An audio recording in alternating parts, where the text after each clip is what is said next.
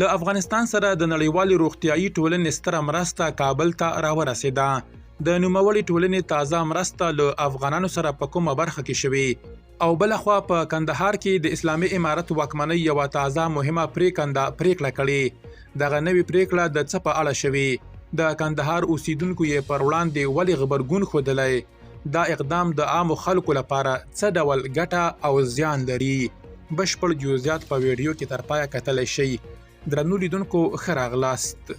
تر ټولو مخکې دا یادونه کوو چې د هرې موضوع په اړه خپل نظر په کمنټ کې ولیکئ او ویډیو ته لایک هم ورکړئ. لومړی د کندهار په اړه تازه پریکړه.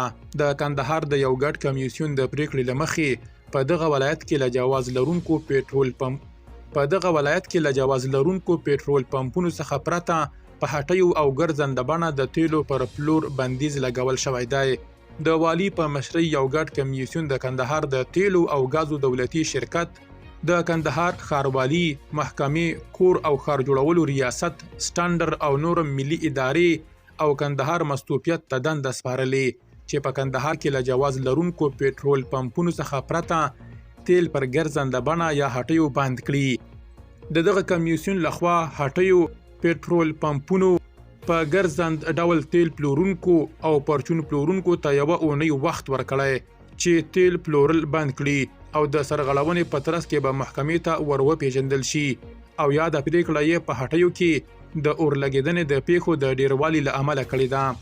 تیل پلورونکي وایي د ولایت دغه پرېکړه ظالمانه ده او په دې سره به په کندهار کې سلګونه کوچني تیل پلورونکي وزګار شي. بلخوا د روغتیا نړیوالې ټولنې خبر ورکړی چې له شارجې څخه کابل ته 150 ټنه روغتیايي توکي رسیدلي دي.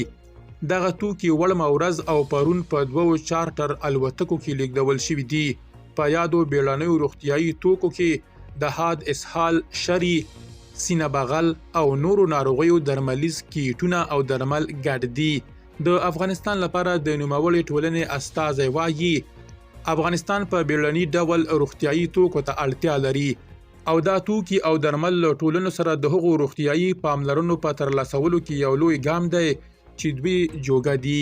درنو لیدونکو له ملتیا مو مننه.